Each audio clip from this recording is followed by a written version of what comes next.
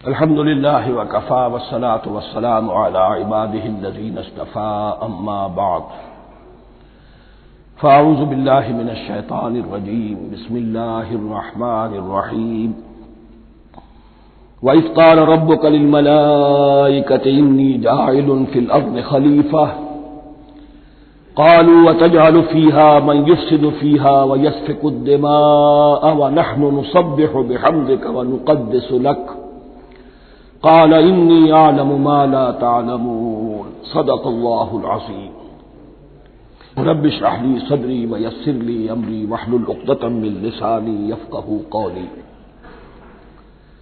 جیسا کہ میں نے عرض کیا تھا، سورہ بقرہ کے پہلے 4 رکوع نہایت اہم ہیں، نہایت جامع ہیں۔ پہلے 2 رکوعوں میں 3 قسم کے انسانوں کی وضاحت کی گئی، 3 قسم کے کردار کے نقشے کھینچ دیے گئے۔ تیسرے رکوع میں قرآن مجید کی دعوت کا خلاصہ آ گیا، توحید فی العقیدہ، توحید فی العمل، یعنی عبادت اللہ کی، ایمان بالرسالت، قرآن مجید کو منزل من اللہ کلام ماننا۔ اس میں اگر شک ہے تو جو بھی چیلنج تھا، اگر واقعتاً تمہیں شک ہے، حقیقت میں شک نہیں ہے، لیکن جیسا کہ تم کہہ رہے ہو کہ تمہیں شک ہے تو کوشش کرو اس کے مقابلے کی ایک صورت بنا لاؤ۔ پھر آخرت، جنت اور دوزخ، ان دونوں کا تذکرہ ہو گیا۔ پھر ایک خاص مسئلہ جو قرآن مجید کے اسلوب پر اعتراض کی شکل میں آیا کہ اس میں مچھر جیسی حقیر شے کا بھی تذکرہ ہے، اس کی حکمت بیان کر دی گئی کہ تشبیہ اور تمثیل میں ظاہر بات ہے کہ ممثل لہو اور ممثل بہی میں مناسبت چاہیے۔ جس چیز کے لیے تمثیل بیان کی جا رہی ہے، جس شے سے تمثیل بیان کی جا رہی ہے، ان میں مناسبت ہونی چاہیے، اس میں عظیم یا حقیر کا کوئی سوال نہیں۔ پھر یہ بات کہ جن لوگوں کے دلوں میں زیغ ہے، کجی ہے، وہ اس قرآن سے بھی ان کی ضلالت میں، گمراہی میں اضافہ ہوگا۔ جو لوگ طالب حق ہیں ان کو یہ قرآن مجید ہدایت دے گا، اور کن کو اللہ گمراہ کرتا ہے؟ جو سرکش ہے، جو نمبر 1 اللہ سے جو عہد کر کے دنیا میں آئے تھے اس کی خلاف ورزی کر رہے ہیں اور صلہ رحمی کے بجائے قطع رحمی کرتے ہیں۔ اس کے بعد ایک بہت اہم فلسفیانہ بات آ گئی، اور اسی کے ضمن میں نے اصل میں یہ ساری بات دہرائی ہے۔ میں نے کہا تھا کہ یہ بات واضح ہوگی آگے جا کر سورہ غافر میں۔ پھر ذہن میں لائیے کہ جب یہ صورت نازل ہوئی ہے، سورہ غافر نازل ہو چکی تھی، لہذا یہاں اجمالی تذکرہ ہے، وہاں تفصیلی تذکرہ ہے۔ اہل جہنم کا قول نقل ہوا ہے، ربنا امتنا اثنتین واحییتنا اثنتین فاعترفنا بذنوبنا فهل الى خروج من سبیل۔ اے اللہ، تو نے 2 مرتبہ ہم پر موت وارد کی، 2 مرتبہ ہمیں زندہ کیا، اب ہم نے اپنے قصور تسلیم کر لیے، تو اب یہاں سے بھی کوئی اور مرحلہ ہے یا نہیں؟ یہاں سے نکلنے کا بھی کوئی راستہ ہے یا نہیں؟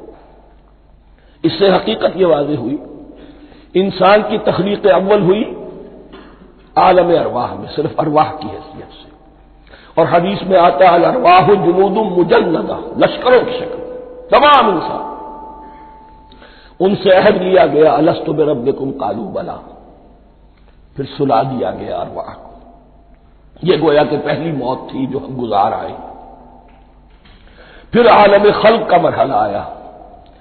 عالم خلق میں یہ تناسل کے ذریعے سے رحم مادر میں جب ایک جنین تیار ہوتا ہے تو ایک حدیث ہے حضرت عبداللہ ابن مسعود سے، 4 مہینے کا جب جنین ہو جاتا ہے تو اس کے بعد وہ روح لا کر اس میں پھونک دی جاتی ہے۔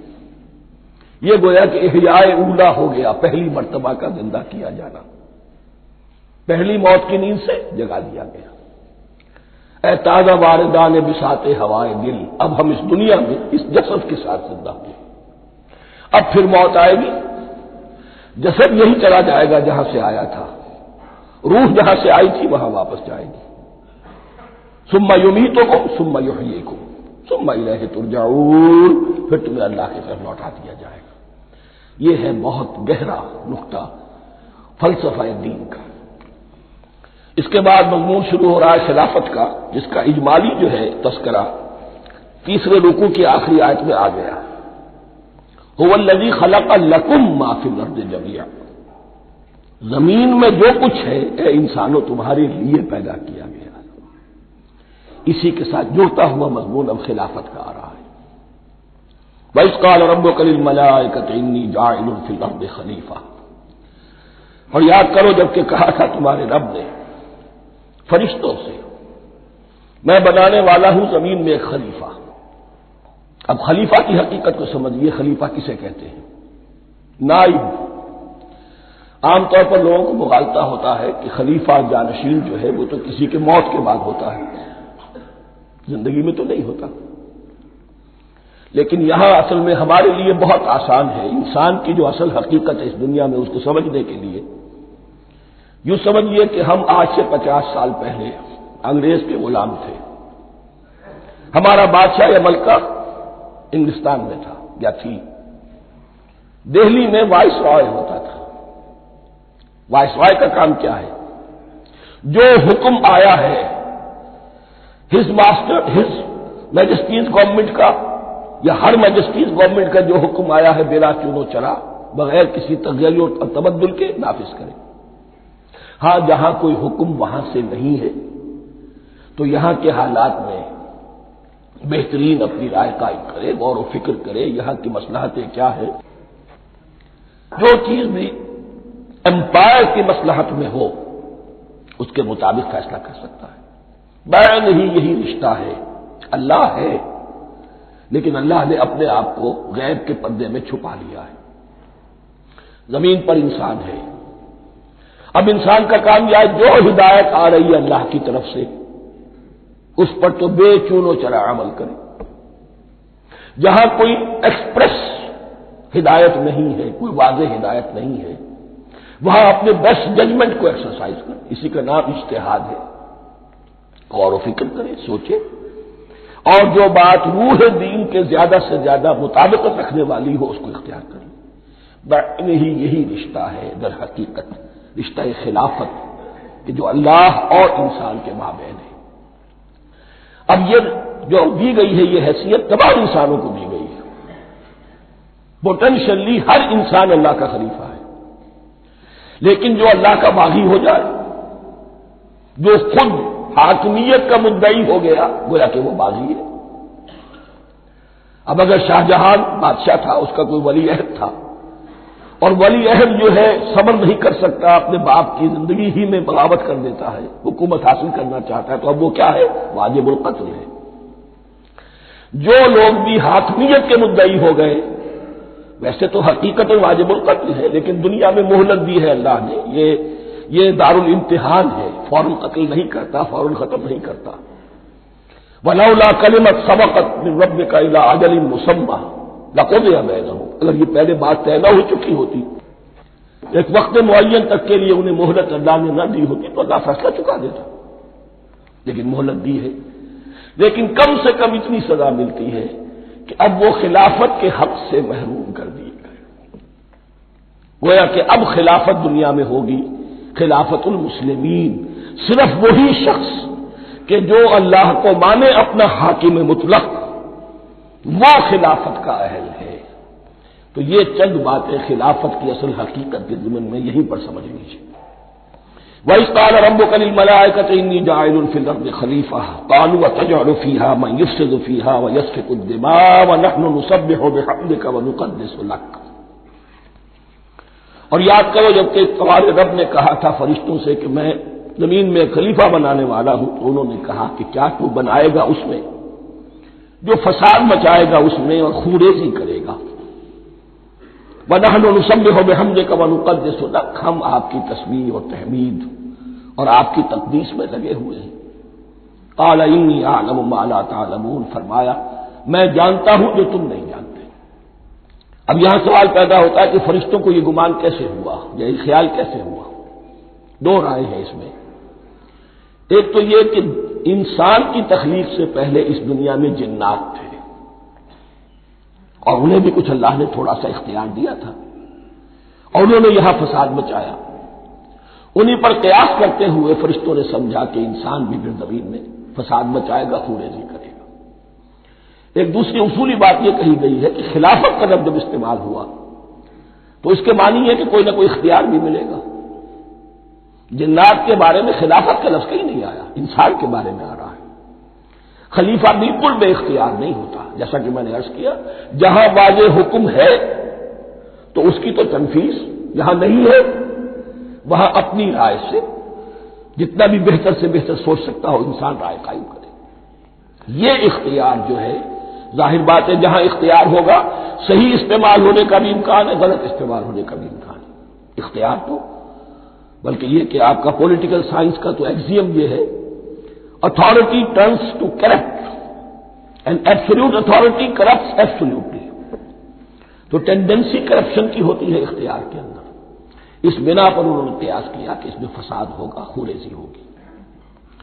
اللہ تعالیٰ نے فرمایا اپنی حکمتوں سے میں خود واقف ہوں، میں کیوں بنا رہا ہوں یہ میں جانتا ہوں، تم نہیں جانتے۔ وَعَلَّمَ آدَمَ الْأَسْمَاءَ كُلَّهَا، اور اللہ نے سکھا دیے آدم کو تمام کے تمام نام۔ اب اس میں بھی ایک رائے تو یہ ہے، بلکہ اس میں تقریباً اجماع ہے مفسرین کا، کہ اس سے مراد ہے تمام اشیاء کے نام، اور تمام اشیاء کے نام سے مراد ہے ان کی حقیقت کا علم۔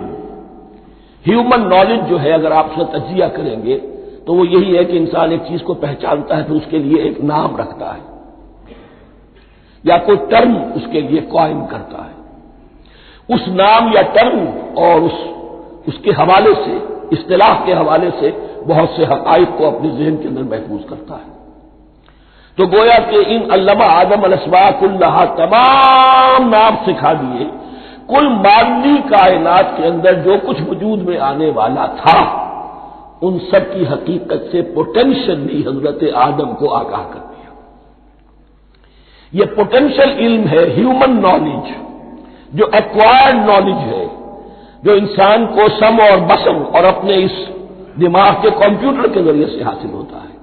ایک ہے ریویلڈ نالج جو اللہ وحی کے ذریعے سے بھیجتا ہے، ایک ہے ایکوائرڈ نالج، انسان خود علم حاصل کرتا ہے۔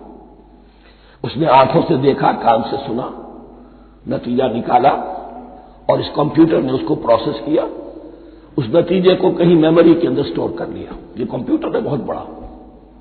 پھر کچھ اور دیکھا، کچھ اور سنا، کچھ چھو کر معلوم ہوا، کچھ چکھ کر معلوم ہوا، کچھ سونگ کر معلوم ہوا، کوئی اور نتیجہ نکلا، اسے وہ پاس میموری کے ساتھ اس کو ٹیلی کیا اور نتیجہ نکالا۔ اس طرح رفتہ رفتہ ان السمع والبصر والفؤاد کل اولئک کان عنہ مسئولا، یہ ایکوائرڈ نالج تین چیزوں سے انسان کو حاصل ہو رہا ہے، سماعت، بصارت اور یہ عقل، جو فائدہ اخذ کرتی ہے، جو اس کو پروسیس کرتی ہے، اس تمام جو سینس ڈیٹا اس کو مہیا ہوتا ہے سینس آرگن کے ذریعے سے۔ یہ علم ہے جو پوٹینشلی حضرت آدم کو دے دیا گیا۔ اس کی ایکسفولیشن ہو رہی ہے، اب درجہ بدرجہ وہ علم پھیل رہا ہے، بڑھ رہا ہے، اور بڑھتے بڑھتے کہاں تک پہنچے گا ہم کچھ نہیں کہہ سکتے، کہاں سے کہاں پہنچ گیا انسان۔ اس نصف صدی کے اندر علم انسانی میں جو ایکسپلوژن ہوا ہے، میں اور آپ اس کا تصور تک نہیں کر سکتے۔ اکثر بڑے بڑے جو سائنسدان ہیں انہیں تصور نہیں ہے، اس لیے کہ ایک شخص اپنی لائن فزکس کے بارے میں جانتا ہے کیا کچھ ہو گیا، یا فزکس کی بھی کسی شاخ کے بارے میں جانتا ہے، باقی دوسری جو لائن ہے اسے کچھ پتہ نہیں۔ اسپیشلائزیشن کا دور ہے، لہذا جو ایکسپلوژن کہا جائے، دھماکہ ہوا ہے علم کا، اس کا کوئی اندازہ نہیں ہے ہمارے پاس، اور کس تیزی کے ساتھ وہ چیز آگے بڑھ رہی ہے، کس تیزی کے ساتھ ایک چیز آج جو ایجاد ہوئی چند دنوں کے اندر اندر اس کے بعد اس کا نیا کوئی ورژن آ جاتا ہے اور یہ چیز جو ہے آبسولیٹ ہو جاتی ہے۔ کمیونیکیشن کے اندر جو انقلاب عظیم برپا ہوا ہے، تو آپ یہ سمجھیے کہ اقبال نے جو شعر کبھی کہا تھا کہ عروج آدم خاکی سے انجم سہمے جاتے ہیں، کہ یہ ٹوٹا ہوا تارا مہ کامل نہ بن جائے، اور یہ مہ کامل بنے گا کب؟ جب دجال کی شکل اختیار کرے گا۔ دجال کون ہوگا؟ جو ان تمام قواعد طبیعہ کے اوپر قابو پا لے گا، جب چاہے گا جہاں چاہے گا بارش برسائے گا، رزق کے تمام خزانے اپنے ہاتھ میں لے لے گا، جو اس کے اوپر ایمان لائے گا اسی کو ملے گا، کسی اور کو نہیں ملے گا. اس کی آواز پوری دنیا میں سنائی دے گی. وہ چند دنوں کے اندر پوری دنیا کا چکر لگا لے گا. یہ ساری چیزیں جو حدیث میں دجال کے بارے میں آئی ہیں وہ اسی علم آدم ایکوائرڈ نالج کے اس حد کو پہنچ جانا کہ وہ ٹوٹل مسٹریز نیچر کی جو ہے وہ اس پر منکشف ہو جائے اور ان قواعد طبیعہ کو وہ ہارنس کر لے، قابو میں لے آئے اور انہیں استعمال کرے. کبھی جب ہمارے کسی بہت 200-300ویں کوئی پیڑھی میں کوئی ہمارے جد امجد ہوں گے جنہوں نے کوئی چٹان دیکھی کہ گری، پتھر پر پتھر ٹکرایا تو آگ اس میں سے شعلہ نکلا، اس کا یہ مشاہدہ کافی ہو گیا آگ پیدا کرنے کے لیے. پتھروں کو ٹکراؤ آگ پیدا کر لو. یہ اس دور کی سب سے بڑی ایجاد تھی، آگ، انرجی.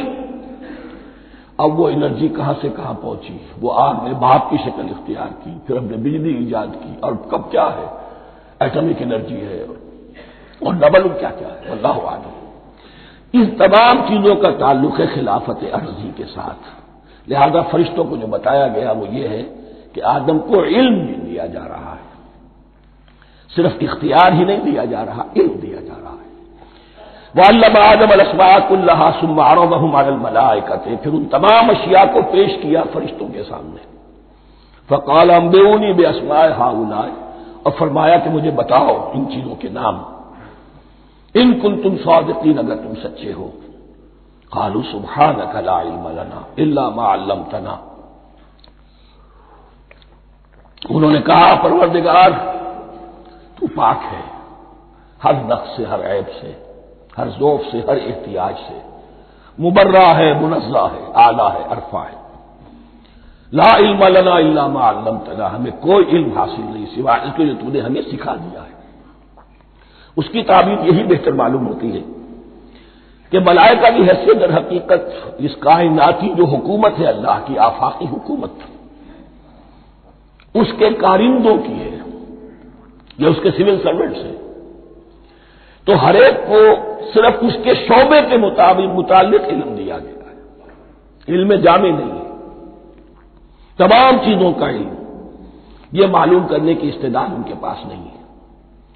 کوئی فرشتہ فرض کیجئے بارش کے اوپر معمور ہے، کوئی پہاڑوں پر معمور ہے، جس کا ذکر سیرت میں آتا ہے کہ جب طائف میں حضور پر پتھراؤ ہوا ہے تو اس کے بعد ایک فرشتہ حاضر ہوا ہے کہ میں ملک الجبال ہوں، اللہ نے مجھے پہاڑوں پر معمور کیا ہوا ہے. آپ اگر فرمائیں تو جن لوگوں نے آپ کو ستایا ہے، یہ جو طائف جن دو پہاڑوں کے درمیان یہ وادی ہے، ان کو آپس میں ٹکرا دو کہ یہ پس کر اور سرما بن جائے. آپ نے فرمایا نہیں، کیا عجب، اللہ تعالیٰ ان کی اگلی نسلوں کو ہدایت دے دے. تو فرشتے ہیں، کوئی پہاڑوں پر معمور ہے، کوئی کسی خدمت پر معمور ہے، ان کو علم دیا گیا ہے صرف انہی کی اپنی جو بھی فرائض منصبی ہیں ان کے شعبے سے متعلق، کل نہیں. جامعیت جو ہے علم کی وہ ہے کہ جو حضرت آدم علیہ السلام کو پوٹینشلی دے دی گئی اور جو اب بڑھتے بڑھتے ایک بہت جرابر درخت بن چکا ہے. سبحانک لا علم لنا الا ما علمتنا انک انت العلیم الحکیم. یقیناً آپ ہی کی ذات ہے جو کل کے کل علم کی حامل ہے اور جس کے اوپر حکمت بھی، جس کی حکمت بھی کامل ہے. باقی تو ہر مخلوق میں سے ہر ایک کا علم ناقص رہے گا. العلیم، کل علم کا جاننے والا تو تو ہی ہے. الحکیم، کل حکمت وہ تو تیرے ہی پاس ہے. قال یا آدم انبئہم باسمائہم، اللہ نے فرمایا کہ آدم ان کو بتاؤ ان کے نام. فلما انباہم باسمائہم، تو جب انہوں نے بتا دیے ان کو فرشتوں کو ان کے نام، قال علم اقل لکم انی اعلم غیب السماوات والارض، تو اللہ نے فرمایا کہ میں نے کہا نہیں تھا کہ میں جانتا ہوں آسمانوں اور زمین کی تمام غائب چیزوں کو جو تمہاری نگاہوں سے بھی اوجھل ہے، غیب. میں ہر شے کا جاننے والا ہوں. وَأَعْلَمُ مَا تُبْدُونَ وَمَا كُنتُمْ تَكْتُمُونَ، اور میں جانتا ہوں جو کچھ تم ظاہر کر رہے تھے اور جو کچھ تم چھپا رہے تھے. چھپانے میں محسوس ہوتا ہے کہ ان کی خواہش یہ تھی کہ خلافت ہمیں ملے. ہم خدام ادب ہیں، ہر وقت تسبیح و تحمید اور تقدیس میں مصروف ہیں، جو حکم ملتا ہے بجا لاتے ہیں، تو یہ خلافت کسی اور مخلوق کو کیوں ملے؟ یہاں صرف یہ اور بتا دوں کہ یہ چونکہ اب ایک تیسری مخلوق کا ذکر بھی بعد میں آئے گا، 3 صاحب تشخص مخلوقات ہیں اللہ کی، صاحب تشخص، صاحب شعور، جن میں میں کا شعور ہے، انا، میں۔ ایک ملائکہ ہے، ان کی تخلیق نور سے ہوئی ہے۔ ایک انسان ہے جن کی تخلیق گارے سے ہوئی ہے۔ ایک جنات ہیں جن کی تخلیق آگ سے ہوئی ہے۔ باقی حیوانات ہیں، ان میں شعور تو ہے، خود شعور ہی نہیں ہے۔ Self consciousness, this is world of difference between consciousness and self consciousness. انسان جب دیکھتا ہے تو اس کو یہ بھی معلوم ہے میں دیکھ رہا ہوں۔ کتا بلہ دیکھتا ہے، اسے یہ اندازہ نہیں ہوتا کہ میں دیکھ رہا ہوں، دیکھنے کا ایک نتیجہ ہے جو نکل آتا ہے، لیکن میں کا وجود نہیں ہے۔ یہ انا، سیلف، ایگو، یہ انسان میں ہے، جنات میں ہے، شعور میں، اور فرشتوں میں ہے۔ ایک نوری مخلوق، ایک ناری مخلوق، ایک زمین کے اس کرسٹ میں، یہ جو مٹی اور گارے، مٹی اور پانی کا جو ملغوبہ ہے گارے کی شکل میں، اس سے بنا ہے۔ قال يا آدم انبئهم باسمائهم فلما انباهم باسمائهم قال الم اقل لكم اني اعلم غيب السماوات والارض واعلم ما تبدون وما كنتم تكتمون واذ قلنا للملائكه اسجدوا لآدم فسجدوا الا ابلیس۔ اور یاد کرو جب کہ ہم نے کہا فرشتوں سے سجدہ کرو سب کے سب آدم کو، جھک جاؤ آدم کے سامنے، فسجدوا، ان سب نے سجدہ کیا، الا ابلیس، سوائے ابلیس کے۔ پہلی بات تو یہ سمجھیے کہ تمام ملائکہ کے سجدے کی ضرورت کیا تھی؟ کیا یہ صرف تعظیماً تھا؟ اور تعظیماً اگر تھا تو کیا آدم خاکی کی تعظیم تھی یا کسی اور شے کی تعظیم تھی؟ مکی صورتوں میں یہ بات 2 جگہ واضح کی گئی ہے۔ فَإِذَا سَوَّيْتُهُ وَنَفَخْتُ فِيهِ مِن رُّوحِي فَقَعُوا لَهُ سَاجِدِينَ۔ جب میں اس آدم کی تخلیق مکمل کر لوں اور اس میں اپنی روح میں سے پھونک دوں، تب گر پڑنا اس کے سامنے سجدے میں۔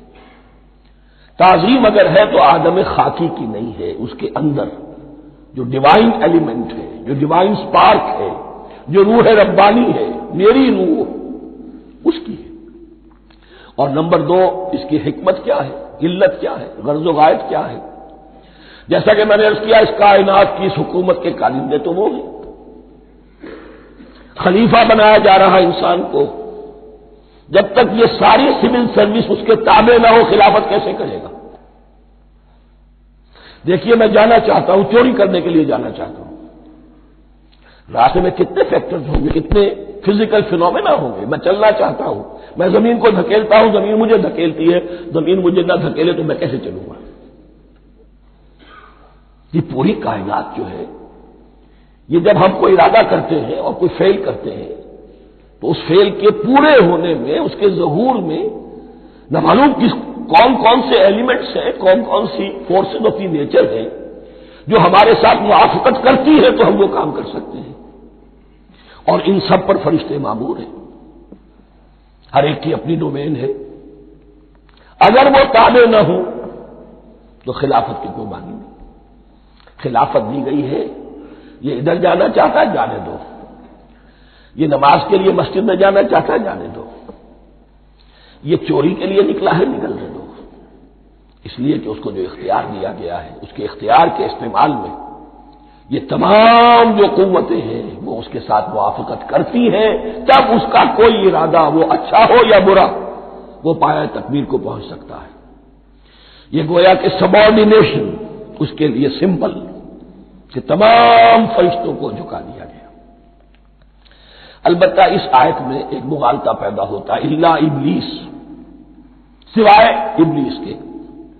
مغالطہ یہ پیدا ہوتا ہے کہ شاید وہ بھی فرشتہ تھا، اس لیے کہ حکم تو فرشتوں کو دیا گیا تھا۔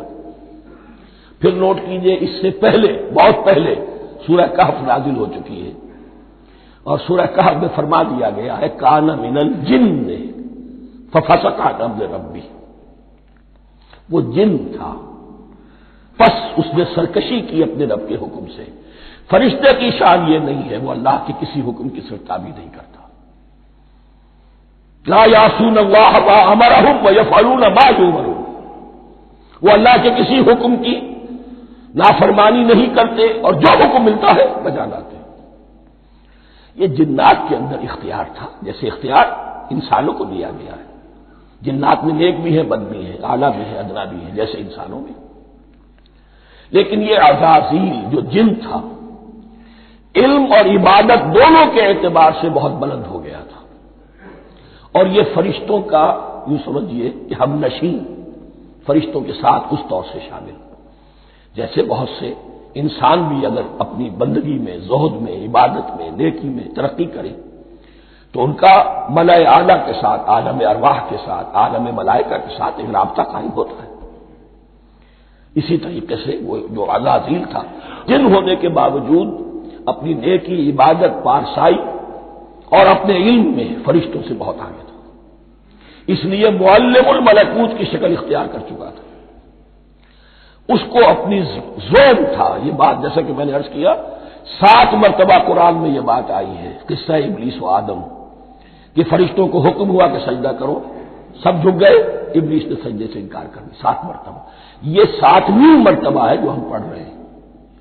مصحف میں پہلی مرتبہ آ رہا ہے، ترتیب نزول میں 7ویں مرتبہ آ رہا ہے. یہ آدم و ابلیس کا قصہ اس سے آگے سورہ اعراف میں آئے گا، پھر سورہ ہجر میں آئے گا، سورہ بنی اسرائیل میں آئے گا، سورہ کہف میں آئے گا، سورہ طٰہٰ میں آئے گا، سورہ صاد میں آئے گا. 6 مرتبہ مکی قرآن میں، 1 مرتبہ یہاں. تو یہاں اشارہ نہیں کیا، اس لیے مغالطہ ہو سکتا ہے. لیکن یہ کہ سورہ کہف میں آپ کو بتا چکا ہوں، کان من الجن ففسق عن امر ربی، اس نے اپنے رب کے حکم سے سرتابی کی. نام اس کا عزازیل تھا. ابلیس اس کا صفاتی نام ہے اب، اس لیے کہ اب ابلیسوں کے معنی ہوتے ہیں مایوس ہو جانا. یہ اللہ کی رحمت سے بالکل مایوس ہے، اور مایوس جو ہو جائے وہ شیطان ہو جاتا ہے. اب میرا تو چھٹکارا نہیں ہے، جتنوں کو برباد کر سکوں کروں. میری تو عاقبت خراب ہو چکی ہے، جتنوں کو اپنے ساتھ، ہم تو ڈوبے ہیں سنم، تم کو بھی لے ڈوبیں گے. اب وہ شیطان اس معنی میں کہ انسان کی عداوت اس کی گھٹی میں پڑ گئی. اس نے اللہ سے پھر اجازت بھی لی کہ مجھے مہلت دے دے، یوم یبعثون، قیامت تک کے دن کے لیے، تو میں ثابت کر دوں گا کہ یہ آدم اس رتبے کا حقدار نہ تھا، مستحق نہ تھا جو اسے دیا گیا. انا خیر منہ، میں اس سے بہتر ہوں. خلقتنی من نار وخلقتہ من طین، تو نے مجھے آگ سے بنایا، اسے گارے سے بنایا. لیکن یہ تکبر ہے در حقیقت کہ جس نے اسے راندہ درگاہ حق کر دیا. وَإِذْ قُلْنَا لِلْمَلَائِكَةِ اسْجُدُوا لِآدَمَ فَسَجَدُوا إِلَّا إِبْلِيسَ أَبَىٰ وَاسْتَكْبَرَ. ابا، اس نے انکار کیا، واستکبر، اور تکبر کیا، استکبار کیا. وَكَانَ مِنَ الْكَافِرِينَ. کانا عربی زبان میں 2 طرح کا ہوتا ہے، تامہ، ناقصہ. ایک معنی یہ ہو سکتے ہیں کہ ہو گیا، اب اپنے اس استکبار اور انکار کی وجہ سے کانا من الکافرین، وہ کافروں میں سے ہو گیا. ایک کانا تامہ ہوتا تھا ہی کافروں میں سے، یعنی اس کے اندر سرکشی چھپی ہوئی تھی، اب ظاہر ہو گئی. یہ معاملہ ہوتا ہے، کسی شخص کی بدنیتی اس کے اوپر پردے پڑے رہتے ہیں، نیکی کے، زہد کے، کسی خاص وقت میں آ کر وہ ننگا ہو جاتا ہے، اور جو اس کے اندر تھا اصل، اس کی حقیقت، وہ سامنے آ جاتی ہے. اس کا امکان ہے. تو دونوں معنی اس کے ہو سکتے ہیں. وَقُلْنَا يَا آدَمُ اسْكُنْ أَنْتَ وَزَوْجُكَ الْجَنَّةَ، اور ہم نے کہا کہ اے آدم رہو تم اور تمہاری بیوی جنت میں. اب یہ جنت کون سی ہے؟ اکثر حضرات کے نام کے نزدیک یہ جنت کہیں آسمان ہی میں تھی، آسمان ہی میں حضرت آدم کی تخلیق ہوئی. البتہ یہ سب مانتے ہیں کہ ایک وہ جنت الفردوس جو ہے، جس میں جانے کے بعد پھر واپس نکلنے کا کوئی امکان نہیں، یہ وہ جنت نہیں ہے جس میں کہ آخرت میں لوگوں کو جا کر داخل ہونا ہے. اس میں داخل ہونے والے کے نکلنے کا کوئی امکان نہیں. ایک رائے یہ بھی ہے، میرا رجحان اس رائے کی طرف ہے، تخلیق آدم اسی زمین پر ہوئی ہے. وہ جن مراحل سے گزری ہے تخلیق وہ ایک علیحدہ مسئلہ ہے۔ بایولوجی اور وحی دونوں اس پر متفق ہیں کہ مٹی سے کرسٹ آف دی ارتھ سے انسان بنا ہے، اس پر اتفاق ہے قرآن کا بھی اور بایولوجی کا بھی، جدید علم الحیوانات کا بھی، علم الحیات کا۔ سٹیجز کیا ہیں اس میں اختلاف ہو سکتا ہے، اس کو چھوڑ دیجئے، وہ اس وقت کا بحث نہیں۔ یہی کسی اونچے مقام پر کوئی سرسبز و شاداب علاقہ تھا جہاں حضرت آدم کو رکھا گیا، جہاں ہر طرح کے میوے تھے، ہر شے لا تظمأ فیہا ولا تضحیٰ، نہ اس میں بھوک لگے گی نہ دھوپ تمہیں ستائے گی، ہر طرح کی چیز تمہیں فراہم ہے۔ وہاں رکھے گئے ہیں صرف ایک ڈیمانسٹریشن کے لیے کہ انہیں نظر آ جائے کہ شیطان میرا دشمن ہے، وہ مجھے ورغلائے گا، طرح طرح سے میرے اندر وسوسہ اندازی کرے گا میرے اور میری اولاد کے، صرف ایک ڈیمانسٹریشن۔ اس کی مثال یوں سمجھیے کہ سلیکشن تو ہو گیا، سی ایس پی گریڈ میں کوئی شخص آ گیا ہے، لیکن اب وہ سول سروس اکیڈمی میں رکھا جا رہا ہے۔ تو یہ کوئی اکیڈمی ہو سکتا ہے اسی زمین پر، وہ صرف بتانا یہ تھا کہ تمہیں معلوم ہو جائے کہ یہ شیطان تمہارا دشمن ہے۔ اس لیے کہ اس میں جو ایک لفظ حبوط کا آ رہا ہے، وہ حبوط صرف ایک ہی معنی میں نہیں ہوتا، دوسری معنی میں بھی ہے۔ واللہ عالم، یہ چیزیں پھر متشابہات میں رہیں گی، اس لیے ان کے بارے میں کوئی ایک رائے دوسری رائے، اس کے لیے ذہن سے عقل سے بات کر کے ایک یا دوسری رائے اختیار کر سکتے ہیں۔ وَقُلْنَا يَا آدَمُ اسْكُنْ أَنْتَ وَزَوْجُكَ الْجَنَّةَ، اور ہم نے کہا کہ رہو اے آدم تم بھی اور تمہاری بیوی بھی باغ میں، اس باغ میں، الجنہ اس باغ میں، گویا کہ اشارہ کیا جا رہا ہے۔ وَكُلَا مِنْهَا رَغَدًا حَيْثُ شِئْتُمْ، اور کھاؤ اس میں سے بافراغت جہاں سے چاہو، ہر طرح کا پھل ہے کھاؤ۔ وَلَا تَقْرَبَا هَٰذِهِ الشَّجَرَةَ، یہاں پہ اس درخت کا نام نہیں دیا گیا، اشارہ اس درخت کے قریب مت جانا۔ فَتَكُونَا مِنَ الظَّالِمِينَ، تو تم ظالموں میں سے ہو جاؤ گے، تم حد سے گزرنے والوں میں سے ہو جاؤ گے۔ اب اس کی بھی حکمت سمجھیے کہ چونکہ ڈیمانسٹریشن کرانی ہے کہ تمہیں کسی چیز سے، ہزار چیزیں مباح ہیں دنیا میں، چند چیزیں پینے کی حرام ہیں۔ اب تم اگر ان ہزار مباح چیزوں کو چھوڑ کر حرام چیز کو پیتے ہو تو یہ تمہارا اختیار ہوا، جبکہ اللہ تعالیٰ نے مباحات کا دائرہ بہت وسیع رکھا ہے۔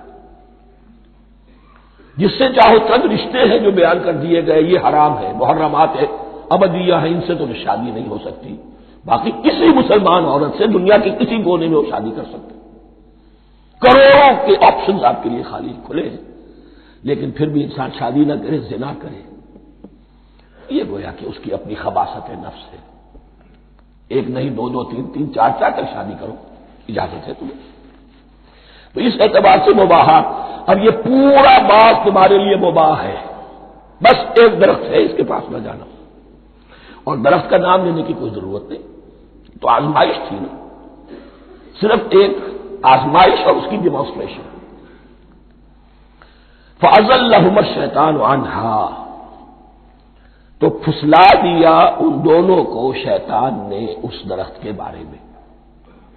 اب وہ کس کس طریقے سے پھسلایا، یہ بھی جیسا کہ میں نے عرض کیا 6 مرتبہ چونکہ یہ قصہ آ چکا ہے، اس کی آپ کو سورہ طٰہٰ میں تفصیل ملے گی، کس کس طریقے سے پھسلایا اور اس بات کے لیے تیار کیا۔ فَأَخْرَجَهُمَا مِمَّا كَانَا فِيهِ، تو نکلوا دیا ان دونوں کو اس کیفیت میں سے جس میں کہ وہ تھے، وہ کیفیت کہ نہ کوئی مشقت ہے نہ کوئی محنت ہے، اور انسان کو ہر طرح کا اچھے سے اچھا پھل مل رہا ہے، تمام ضروریات فراہم ہیں، اور خاص کوئی حلہ جنت ہے جس کا کہ لباس بھی عطا کیا گیا ہے۔ لیکن ان کیفیات سے اب نکال کر، اب جسے آپ کہیں گے بٹر فیکٹس آف لائف، اچھا اب جاؤ، یہ ڈیمانسٹریشن کرنی تھی، ہو گئی۔ شیطان تمہارا دشمن ہے، تمہارا اور تمہاری نسل کا، شیطان لعین، اور وہ تمہیں پھسلائے گا جیسے آج پھسلایا ہے۔ تم آگاہ رہنا اس کی شرارتوں سے۔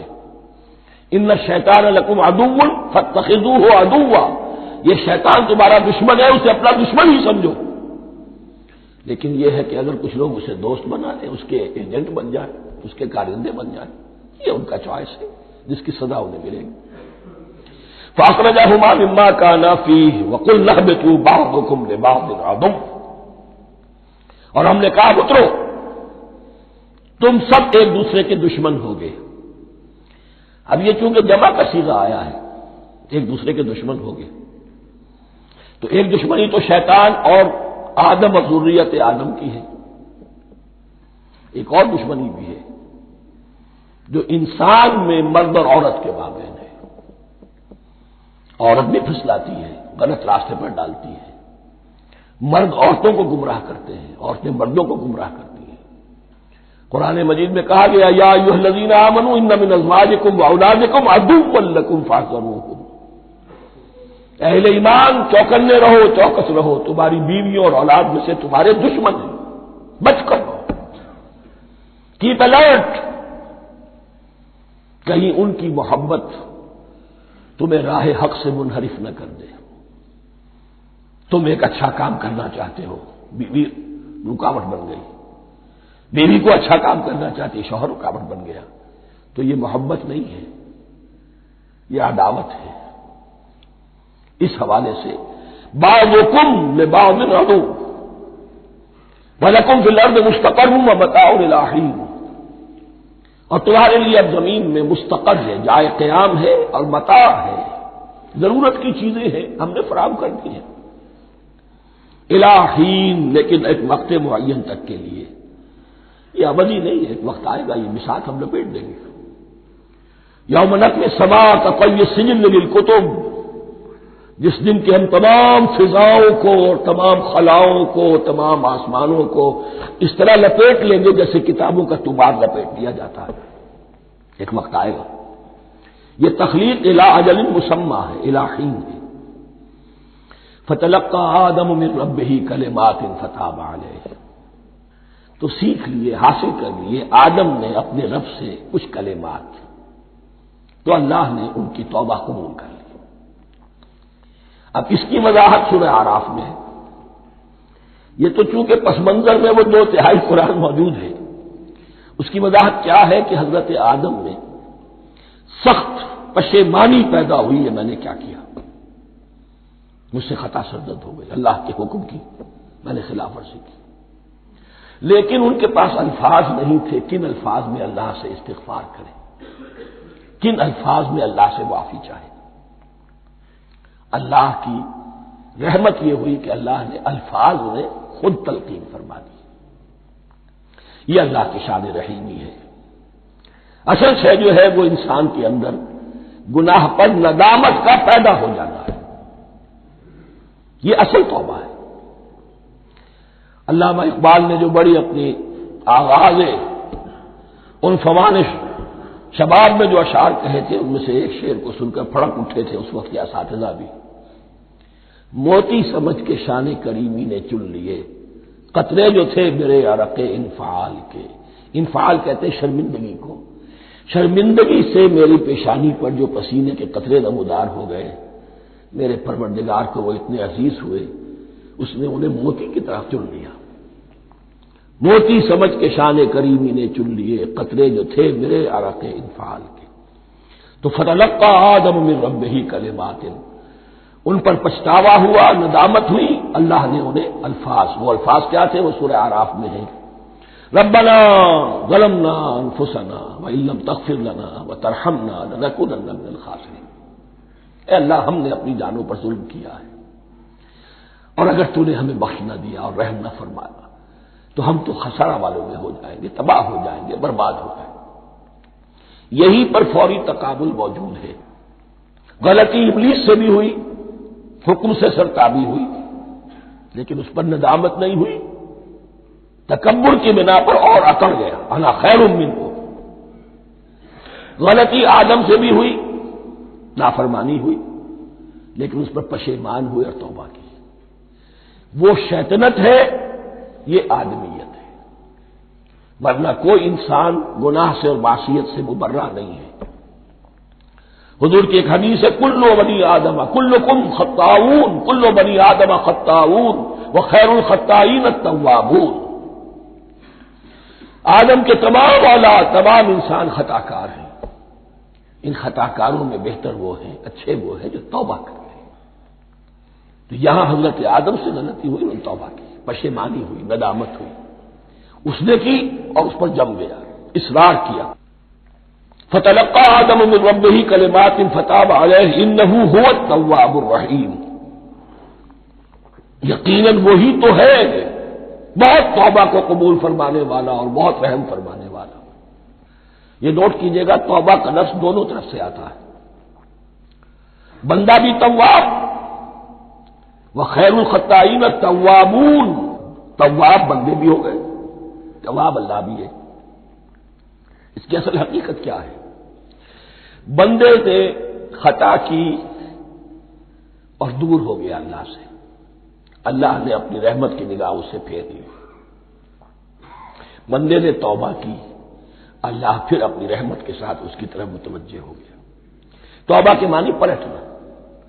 بندہ معصیت سے توبہ کر کے اپنی اصلاح کی طرف، بندگی کی طرف، اطاعت کی طرف پلٹ آیا.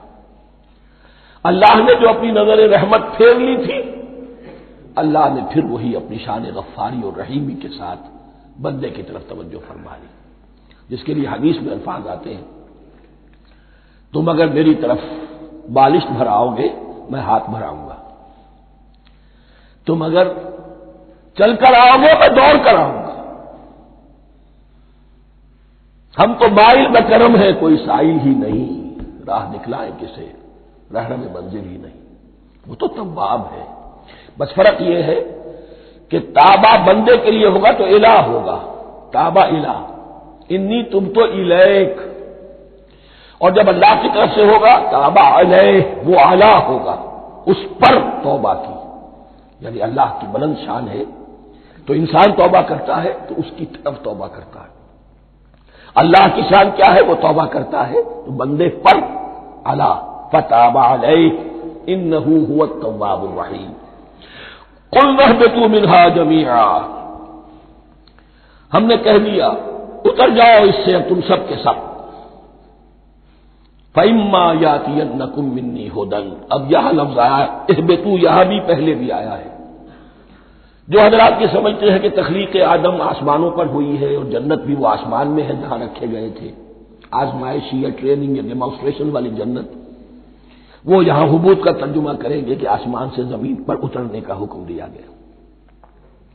جو لوگ سمجھتے ہیں یہی کسی بلند مقام پر تھے، وہ کہتے ہیں کہ نیچے اترو، کسی بڑی اونچی سطح مرتفع پر اگر کوئی جگہ تھی تو اب نیچے اترو اور جاؤ، اب تمہیں زمین میں ہل چلانا پڑے گا اب روٹی حاصل کرنے کے لیے. یہ جو نعمتوں کے دسترخوان یہاں بچھے ہوئے تھے یہ اب تمہارے لیے نہیں.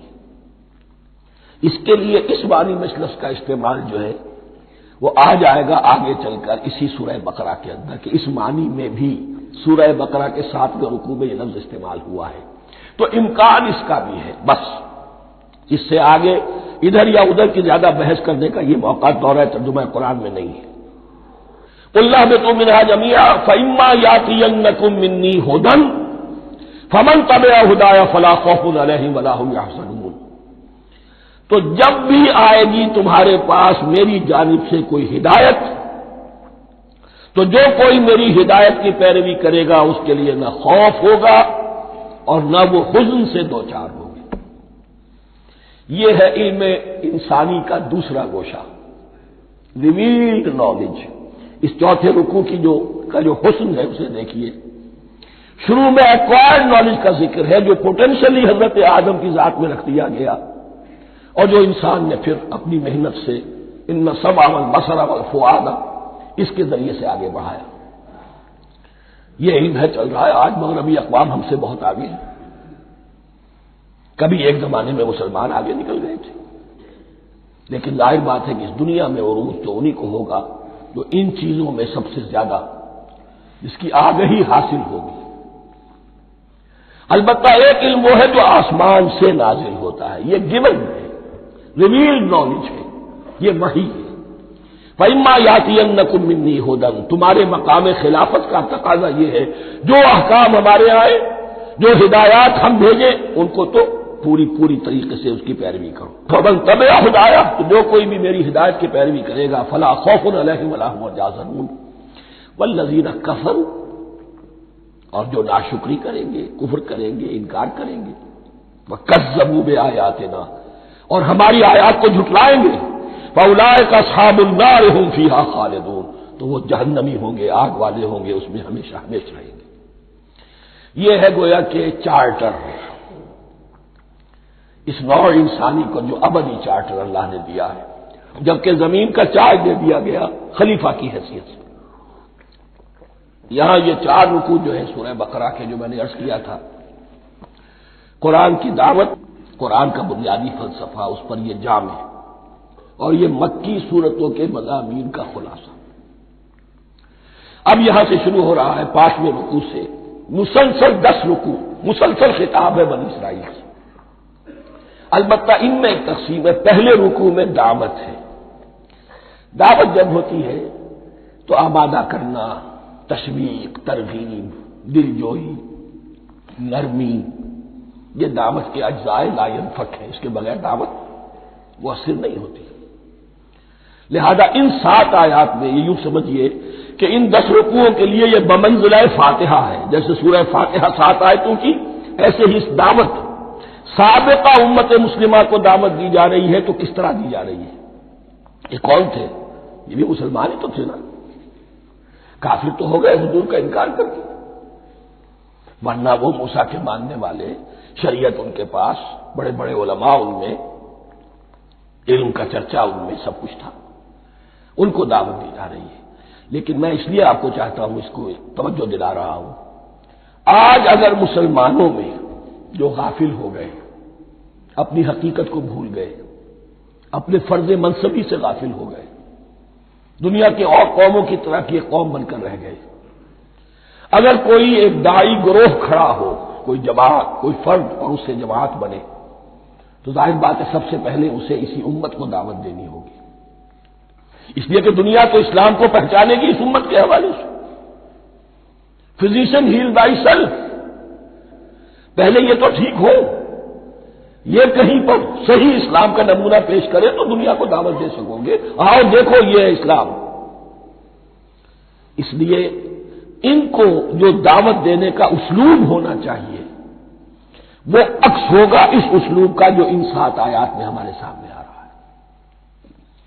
یا بنی اسرائیل اذکروا نعمتی التی انعمت علیکم، اے بنی اسرائیل، اسرائیل کو سمجھ لیجئے، یہ مرکب لفظ ہے، اسم، اسی سے اسیر بنا ہے، اسیر جو کسی کا قیدی ہوتا ہے۔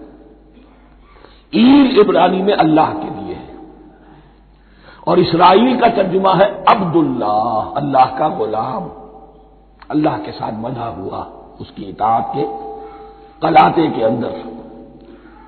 تو یہ اسرائیل، یہ لقب ہے حضرت یعقوب علیہ السلام کا۔ ان کے 12 بیٹے تھے، 12 بیٹوں سے جو نسل چلی وہ بنی اسرائیل ہے، انہی میں حضرت موسیٰ کی بعثت ہوئی اور تورات انہیں دی گئی، پھر یہ ایک بہت بڑی امت بنے۔ ان پر 4 ادوار آ چکے تھے قرآن مجید کے نزول کے وقت تک۔ 2 مرتبہ اللہ کی رحمت کی بارشیں ہوئیں، انہیں عروج نصیب ہوا، 2 مرتبہ ان کو دنیا پرستی، شہوت پرستی، اللہ کے احکام کو پسپش ڈال دینے کی سزا میں عذاب کے کوڑے ان پر برسے۔ اس کا ذکر آئے گا سورہ بنی اسرائیل کے پہلے رکوع میں۔ اس وقت جبکہ قرآن نازل ہو رہا ہے، اس وقت وہ اپنے اس زوال کے دور میں تھے۔ حال یہ تھا کہ حضور صلی اللہ علیہ وسلم کی بعثت سے پہلے ہی 2nd ٹیمپل بھی شہید کیا جا چکا تھا، گرایا جا چکا تھا۔ حضرت سلیمان نے جو بنایا تھا ہیکل سلیمانی، جس کو یہ 1st ٹیمپل کہتے ہیں، اسے نیبوکدنیزر نے گرا دیا تھا حضرت مسیح سے بھی کئی سو سال پہلے۔ لیکن اس کے بعد پھر یہ رومنز نے سن 70 عیسوی میں حضور کی ولادت سے 500 برس پہلے ان کا یہ یروشلم تباہ و برباد ہوا، اس میں لوگوں کو قتل کیا گیا، قتل عام ہوا، اور 2nd ٹیمپل جو ہے وہ بھی گرا دیا گیا، جو اب تک گرا پڑا ہوا ہے۔ صرف ایک ویلنگ وال ہے جس کے پاس جا کر یہودی جو ہے ماتم کر دیتے ہیں، روتے ہیں، اور اب وہ بنانے پر تلے ہوئے ہیں اپنا 3rd ٹیمپل، اس کے نقشے بن چکے ہیں، بلو پرنٹ بن چکے ہیں۔ لیکن بہرحال جس وقت قرآن نازل ہو رہا تھا یہ بہت ہی پستی میں تھے۔ اس کے بارے میں فرمایا، اے بنی اسرائیل ذرا یاد کرو میرے اس انعام کو جو تم پر ہوا، وہ انعام کیا ہے؟ میں نے تمہیں اپنی کتاب دی، نبوت سے سرفراز فرمایا، اپنی شریعت تمہیں عطا فرمائی، تمہیں داؤد، تمہارے اندر داؤد اور سلیمان جیسے بادشاہ اٹھائے جو بادشاہ بھی تھے، نبی بھی تھے۔ وَأَوْفُوا بِعَهْدِي، اور میرے وعدے کو پورا کرو تاکہ میں بھی اپنے وعدے کو پورا کروں۔ یہ وعدہ ہے جو کتاب استثناء جو ہے اولڈ ٹیسٹمنٹ کی، ڈیوٹرانومی، اس کے 18ویں باب کی آیت نمبر 18-19 میں ہے۔ حضرت موسیٰ سے خطاب کر کے اس میں اللہ نے یہ الفاظ فرمائے، میں ان کے بھائیوں میں سے تیرے مانند ایک نبی برپا کروں گا اور اس کے منہ میں اپنا کلام ڈالوں گا، اور وہ وہی کچھ بتائے گا جو میں اس سے کہوں گا۔ یہ گویا کہ حضرت موسیٰ علیہ السلام کی امت کو بتایا جا رہا تھا کہ نبی آخر الزماں آئیں گے اور تمہیں انہیں قبول کرنا ہے۔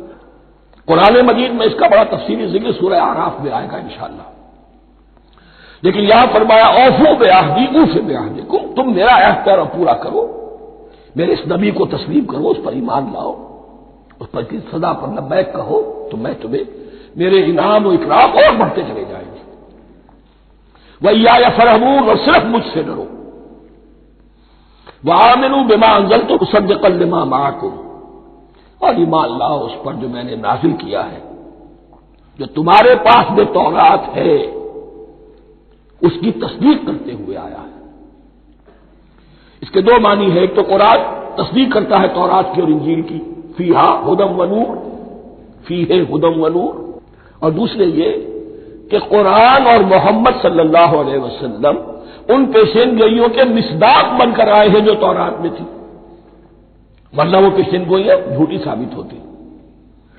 ان کے مصداق کون ہے؟ قرآن اور محمد صلی اللہ علیہ وسلم، یہ دونوں معنی اس کے ہیں۔ وَآمِنُوا بِمَا أَنزَلْتُ مُصَدِّقًا لِمَا مَعَكُمْ وَلَا تَكُونُوا أَوَّلَ كَافِرٍ بِهِ، اور دیکھو تم ہی سب سے پہلے ان کا کفر کرنے والے نہ بن جاؤ۔ تمہیں تو سب کچھ معلوم تھا، تم تو منتظر تھے، تم تو آخری نبی کے انتظار میں تھے اور ان کے حوالے سے دعائیں کیا کرتے تھے کہ اللہ اس نبی آخر الزمان کے واسطے سے ہماری مدد فرما اور کافروں کے مقابلے میں ہمیں فتح عطا فرما۔ یہ آئے گا آگے چل کر اسی سورہ بقرہ کے اندر۔ لیکن اب تم ہی سب سے بڑھ کر کافر ہو گئے، تم ہی سب سے بڑھ کر دشمن ہو گئے۔ وَلَا تَكُونُوا أَوَّلَ كَافِرٍ بِهِ وَلَا تَشْتَرُوا بِآيَاتِي ثَمَنًا قَلِيلًا، اور دیکھو میری ان آیات کے عوض حقیر سی قیمت قبول نہ کرو۔ یہ آیات الہیہ ہیں، ان کو رد کر رہے ہو، کس لیے؟ ہماری مسندیں، ہماری حیثیت، ہماری چودراہٹیں، کہیں ان پر کوئی آنچ نہ آ جائے۔ حقیر سی چیزیں، یہ صرف اس دنیا کا سامان، اس کے سوا کچھ نہیں۔ وَلَا تَشْتَرُوا بِآيَاتِي ثَمَنًا قَلِيلًا وَإِيَّايَ فَاتَّقُونِ، اور صرف مجھ میں اس سے تقوی اختیار کرو، میرا تقوی اختیار کرو۔ وَلَا تَلْبِسُوا الْحَقَّ بِالْبَاطِلِ وَتَكْتُمُوا الْحَقَّ وَأَنْتُمْ تَعْلَمُونَ، اور نہ گڑبڑ کرو حق کے ساتھ باطل کو، اور بس چھپاؤ حق کو، ذرا حالے کہ تم جانتے ہو۔ یہ بات اچھی طرح نوٹ کرنی ہے، جانتے بوجھتے کرنا، ایک ہے مغالطے میں کرنا، وہ ضلالت ہے، گمراہی ہے۔ ایک جان بوجھ کر کرنا، حق کو پہچان کر اسے رد کرنا، یہ پھر اللہ تعالیٰ کے غضب کو دعوت دینا ہے، wrath of اللہ، اس کے غضب کو دعوت دینا ہے کہ حق کو پہچان کر اس کی نفی کی جائے۔ وَأَنْتُمْ تَعْلَمُونَ، علماء یہود قرآن مجید میں آگے چل کر آئے گا، ایسے پہچانتے تھے محمد کو اور قرآن کو جیسے اپنے بیٹوں کو، یعرفونہ کما یعرفون ابناہم، ایسے پہچانتے جیسے اپنے بیٹوں کو۔ وَأَقِیمُوا الصَّلَاةَ وَآتُوا الزَّکَاۃَ، دیکھو نماز قائم کرو، زکوٰۃ ادا کرو۔ وَارْكَعُوا مَعَ الرَّاکِعِینَ، اور جھکنے والوں کے ساتھ جھکو۔ یہ اول تو رکوع کو انہوں نے اپنے ہاں سے خارج کر دیا تھا، ثانیاً باجماعت نماز ان کے ہاں ختم ہو گئی تھی۔ وَارْكَعُوا مَعَ الرَّاکِعِینَ، جماعت باجماعت نماز کی طرف اشارہ ہے۔ أَتَأْمُرُونَ النَّاسَ بِالْبِرِّ وَتَنْسَوْنَ أَنفُسَكُمْ، کیا تم لوگوں کو نیکی کا حکم دیتے ہو، تقویٰ کی، پارسائی کی تعلیم دیتے ہو؟ میں کہہ رہا ہوں کہ اصل میں مخاطب کون ہے؟ علماء یہود، اس آیت سے ثابت ہو گیا عالم ہمارا بھی جب بھی کھڑا ہوگا اونچے سے اونچا آواز کہے گا، اعلیٰ سے اعلیٰ بات کہے گا۔ اکثر و بیشتر کا حال یہ ہے کہ ان کا اپنا کردار دیکھیے تو کوئی مناسبت ہی نہیں اس سے کہ جو وہ بات کہہ رہا ہے، جو لوگوں کو دعوت دے رہا ہے اس پر خود عمل نہیں۔ تو یہی در حقیقت علماء یہود کا کردار بن چکا تھا۔ اتامرون الناس بالبر وتنسون انفسکم، کیا تم لوگوں کو نیکی کا حکم دیتے ہو اور خود اپنے آپ کو بھول جاتے ہو؟ وانتم تتلون الکتاب، اور یہ سب کچھ تم کر رہے ہو اس حال میں کہ کتاب پڑھتے بھی ہو، تورات پڑھتے ہو، صاحب تورات ہو۔ ہمارے بھی بہت سے علماء کا علماء سو جنہیں ہم کہتے ہیں حال یہ ہو چکا ہے، خود بدلتے نہیں قرآن کو بدل دیتے ہیں، ہوئے کس درجہ فقیہان حکم بے توفیق۔ جو صورتحال ہے صرف قرآن کا متن بچا ہوا ہے، اس کے مفہوم میں، اس کی تفسیر میں، اس کے ترجمے میں تو تحریفیں موجود ہیں، بڑی بڑی تحریفیں موجود ہیں، متن بچا ہوا ہے، وہ اس لیے کہ اللہ تعالیٰ نے اس کی حفاظت کا ذمہ لیا ہے۔ وَاسْتَعِینُوا بِالصَّبْرِ وَالصَّلَاةِ، اور مدد حاصل کرو دو چیزوں سے، صبر اور نماز۔ یہ صبر کا لفظ یہاں پر بہت قیمتی ہے، بہت بامانی ہے۔ علماء سو کیوں وجود میں آتے ہیں؟ جب وہ دنیا کے کتے بن جائیں گے تو دین کو بدنام کرنے والے ہوں گے۔ بظاہر دینی مناسب ہیں لیکن اصل میں ان کے پردے میں دنیا داری کی جا رہی ہے، صبر نہیں، بس صبر کے ساتھ اور نماز کے ساتھ، اس لیے کہ آپ صحیح راستے پر آئیں گے۔ اگر کوئی عالم دین لوگوں پر تنقید کرے گا، لولا ینہاہم الربانیون والاحبار، کیوں نہیں روکتے ان کے علماء اور ان کے اولیاء اور صوفیاء ان کو حرام کھانے سے اور جھوٹ بولنے سے؟ اگر کوئی شخص روکے گا اس کو پھر نذرانے تو نہیں ملیں گی، اس کی خدمتیں تو نہیں ہوگی۔ اگر تو دنیا میں صبر اختیار کرنا ہے تب تو آپ حق بات کہہ سکتے ہیں، اور اگر دنیاوی ایمبیشنز ہے تو پھر آپ کو کہیں نہ کہیں کمپرومائز کرنا پڑے گا۔ وَاسْتَعِینُوا بِالصَّبْرِ وَالصَّلَاةِ، صبر اور نماز۔ وَإِنَّهَا لَكَبِیرَةٌ، اور یقیناً یہ بہت بھاری شے ہے، بہت بھاری شے ہے۔ عام طور پر خیال یہ ہے کہ انہا کی ضمیر صرف صلاۃ کی طرف جاتی ہے، نماز بہت بھاری ہے۔ ایک رائے یہ ہے کہ نہیں، یہ پورے طرز عمل کی طرف جا رہی ہے، یہ طرز عمل کہ خود صبر کرو، اس دنیا میں صبر کرو، دنیا اور دنیا کے متعلقات میں کم سے کم پر قانع ہو جاؤ، اور حق کا بول بالا کرنے کے لیے میدان میں آ جاؤ، یہ طرز عمل۔ اور اس میں پھر نماز، الصلاۃ عماد الدین۔ وَإِنَّهَا لَكَبِیرَةٌ إِلَّا عَلَى الْخَاشِعِینَ، یہ یقیناً بہت بھاری چیز ہے، یہ روش، یہ رویہ بھی بہت بھاری اور نماز بھی بہت بھاری ہے، سوائے ان خشوع رکھنے والوں کے، ڈرنے والوں کے، جن کے دل جھک گئے ہیں اللہ کے سامنے۔ الذین یظنون انہم ملاقو ربہم، جنہیں یہ یقین ہے کہ انہیں اپنے رب سے ملاقات کرنی ہے، جیسا کہ میں نے شروع میں توجہ دلائی تھی، وبالآخرۃ ہم یوقنون، یہ ایمان بالآخرت ہے جو انسان کو سیدھا رکھتا ہے عمل کے میدان میں۔ الذین یظنون انہم ملاقو ربہم وانہم الیہ راجعون، اور جنہیں یہ یقین ہے کہ بالآخر اسی کی طرف ہمیں لوٹنا ہے۔ بارک اللہ لی ولکم فی القرآن العظیم ونفعنی وإیاکم بالآیات والذکر الحکیم۔